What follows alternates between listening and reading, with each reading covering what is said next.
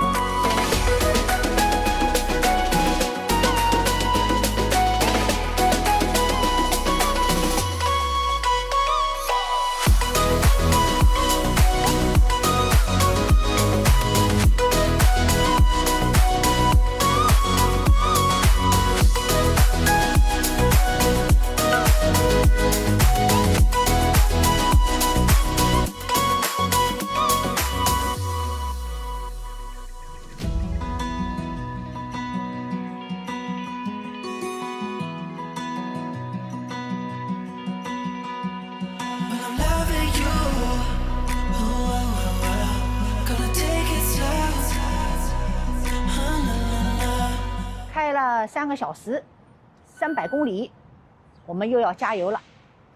细心的观众有没有发现，我们现在加油的加油站不再是拉夫斯了，我们移情别恋了。哇塞，拉夫斯现在居要3块9了，太过分了。在那个路口啊，我定睛一看，你看这个 Melody 就是细心啊，一看，哎，那边好像有个小牌子，应该也有一个卡车加油站。还是Kevin眼睛厉害啊，到底戴玻璃眼罩的人不一样啊，一看3块5毛9，我们迅速的赶过来了。哎呀，省了好多钱啊，看看。因为一虾一箱啊，我这一虾就是100升啊。对呀，Flying 啊，大家以后也可以多注意一下。这就是卡车的，那也是卡车司机的加油站，有几个，只是没有那个拉夫斯那个名气那么响。所以说，作为消费者啊，千万不要太忠诚了，也不要太专一了。气温不一样了，看同志们看看 ，Kevin 穿了什么？下车怎么这么冷？Kevin 穿了一件厚外套啊，真的。我们现在要去的芝加哥啊，到芝加哥估计早上6个我就得穿轻羽绒了，轻羽绒都扛不住啊！我看那个最低温度只有5度6度，单位数了。哦，最高温度也只有10几度。最重要是今天啊，始终还是担心就是到的时候啊有大风，对，还不知道什么叫24级大风，阵风啊，阵风啊，美国的方式啊，阵风来的时候，估计像我这么苗条的人就被吹走了。还有呢，我们进来的时候发现这儿的 per pin 啊只有3块6毛9，所以我们决定准备下手了，准备给我们的 per pin 加一下，好，又省下1杯咖啡钱。好。看一下 Kevin， 我还是第一次看到这个我们的那个煤气罐怎么拿出来，所以这就是说 Kevin 看着来气啊，看着上次在阿拉巴马那个老外啊，哇塞，太能干了，前后后上下，你看我的车我什么都不了解啊，哦，原来就是把它的壳给摘了，真的。对呀。你可不能解错了，到时候把我一个满的罐给灌满。我是这样，就是我都记录的，然后我贴了一个条上面，什么时候就是在哪里加的多少钱啊？哦哟，这么细心啊！哎，对。这一罐汽油曼应该是在俄勒冈加的嘞，这个用光的这一罐。这个啊？是吗？这是在华盛顿加的，哦，在华盛顿加的。当时是3块2毛9一加仑。哎呦，加7.4加仑，24块钱就加完了。真厉害，细心的男人啊！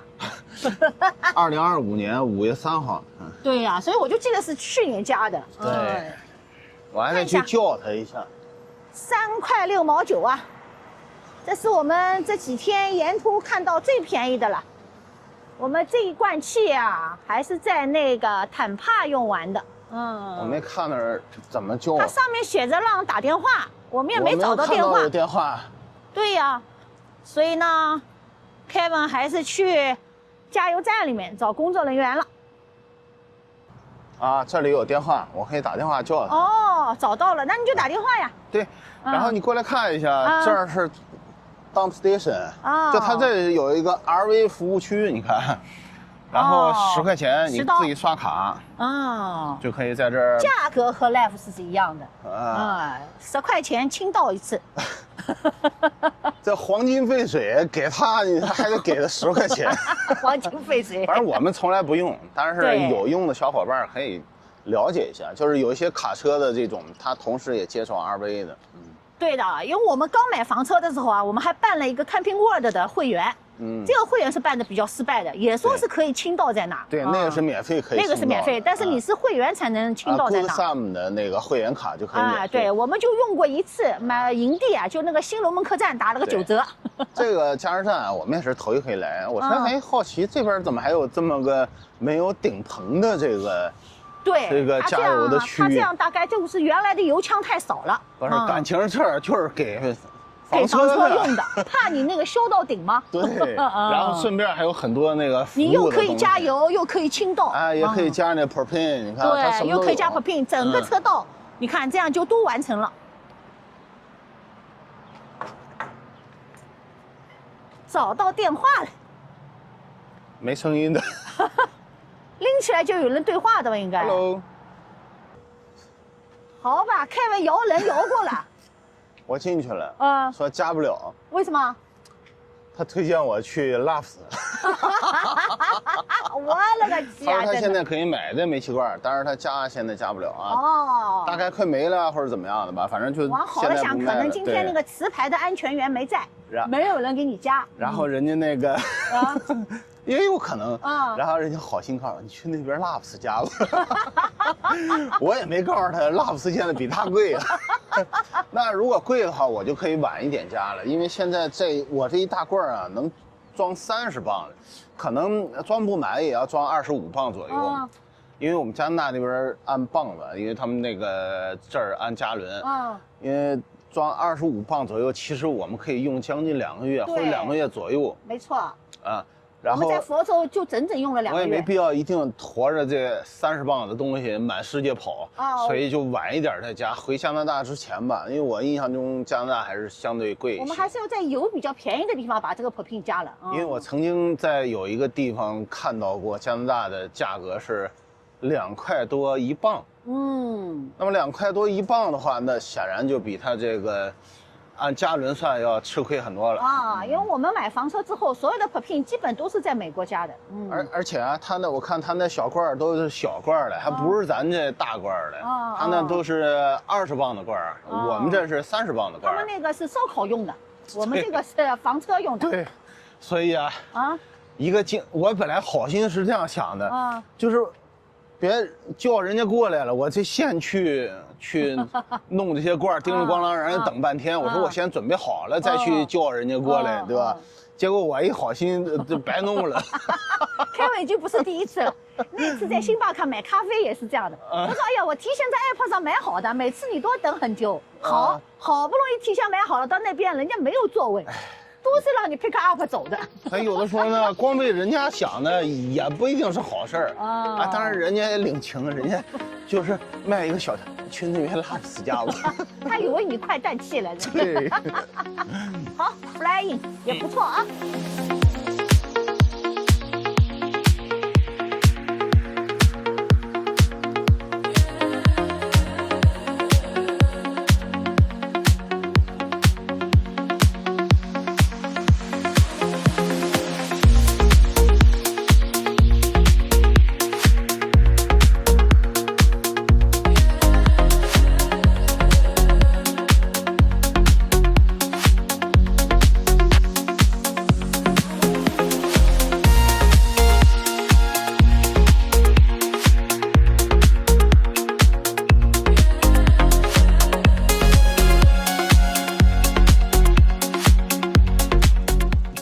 们现在呢是在那个65号洲际高速上，我们在印第安纳州。早晨呢，从肯塔基州已经进入印第安纳州很长时间了。我现在这个屏幕呢，主要和大家秀一下我们这个油耗，看一下我们的油耗，15.7，这是什么样的一个油耗啊？这是给大风给吹回来的。早晨出发的时候啊，和大家说，今天呢，芝加哥方向会那个刮大风啊，会刮那个阵风20多级。还说不知道是顺风还是逆风还是侧风，看了一下天气预报是顺风，是顺风。今天因为吹北风，把我们妥妥的马上要吹到伊利诺伊州了。加了1次油啊，第2次油啊 ，Kevin 都舍不得加了，哎呀，觉得没用多少啊，真是的。所以呢，我们现在决定呢进入服务区休息一下，就不去拉夫斯加油了。这3瓜2枣的差价我们不在乎了，真的。本来啊想给我们小狗上厕所来着，这个为什么沿途看着这2个这个休息区啊都是 trucks only 啊，都是大货车的。对，不知道为什么。那么这些小车们都去哪里休息呢？真的，可能我们关注的点不在小车这儿。我们现在又进入了卡车丛林中啊，但是呢，这是一个服务区，它并不是一个加油站。对。厕所呢，我们已经无所谓了。我主要是看看哪里小狗方便上厕所的地方。对，你看前面有个小车就进来了。给我们小生意也方便一下。哎，然后我们还有，这还真是遛狗的地方，你看。对，还有狗公园，还有狗时代了，真的。但是问题是外边下雨了。下雨也得方便一下。上厕所，因为我们无所谓，我们通常最多我进去上厕所啊，Melody 一般就在车里边。房车里面不是在车里面，房车里面。你话说溜了，好吧？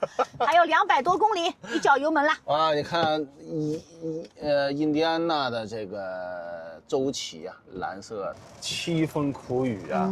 是呀。就这样一直下呀，还时不时闪电呀。我就现在想啊，突然想起不是有些那个短剧吗？咔嚓一声雷啊，重生了。脑袋冒烟之后，我就重生了。重生是 Kevin 和 Melody 来到了伊利诺伊州，不是失忆了呢，就是我叫什么灵魂出窍了，要不然就是有隐形功能了。霸道女总裁看上 Kevin， 留在铁锈带，擦铁锈。哎呀，真是！我就看这个天气啊，这个雾气和这个雨水啊，你都睡一觉了。不是，我感觉就是秒回温哥华了。我们1月份从温哥华出来的时候就是这样的天气。但是温哥华很少有打雷这种事儿。闪电没有，闪电打雷没有。对。咔嚓一声雷，我就想起短剧了。我有时候在想，这么大的雨啊，放在冬天啊，早3个月这就是暴雪啊，真的。对啊，是吧 ？Melody 刚才啊就在说，有一点点秒回出来的时候的那种感觉。对啊，1月份从温哥华出来的时候感觉。温哥华冬天就这样下，永远下。对。我们那儿呢，就是雪是下不下来的，这个温度呢，仅能够支撑下雨。对，冬天就是这样下雨。对，我们那儿就是12月啊、1月啊，就是2月啊，都不是特别好过。所以我们就是冬天为什么去了佛州，就是想逃离这样的生活，是的，和场景，享受一下阳光，就这么着。我们想起了一个环美国旅行啊。对的，但是呢，还是要隆重跟大家介绍一下我们生活的温哥华。接下来的季节将进入我们温哥华最好的季节，在美国到处都是酷暑的时候，大家知道要来我们温哥华避暑。对，我们的6月、7月、8月常年的最高温度都只有24、25度。对，如果达到28、9度、30度，哇塞，到处都新闻说热浪来了。但是呢，不会冷的啊，冷是不会冷的，依然有夏天的感觉。对，是的。刚刚那个营地隔壁的那老头也是跟我说，哎呀，我去过温哥华，夏天很好啊。没错，没错。现在呢，樱花刚刚落了啊，马上要进入5月份了。5月份也是非常非常美的温哥华。总之呢，除了一个雨季，在不下雪的时候，温哥华都是全世界宜居的前3位。欢欢迎美国人民去我们温哥华旅游消费。消费。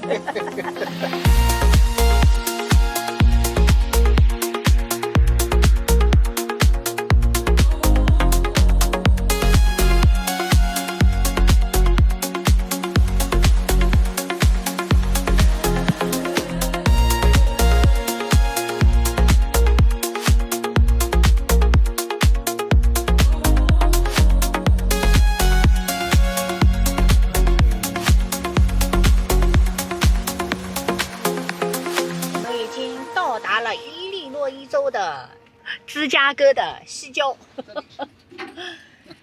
工作人员把我们的信息留在了门口的盒子上。我们现在已经到达了伊利诺伊州芝加哥的西郊，我们已经入住了营地。刚才呢，工作人员忘了在 check in 的信息上填上密码，我们通过电话把他们叫了过来，补了密码。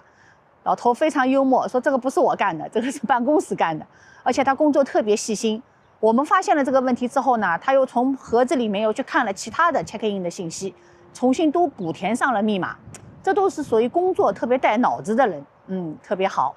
好，今天早晨呢，我们是6点多出发，从肯塔基州的蒙马洞国家公园附近出发啊，路过了肯塔基的路易斯维尔，通过印第安纳州，我们来到了伊利诺伊州。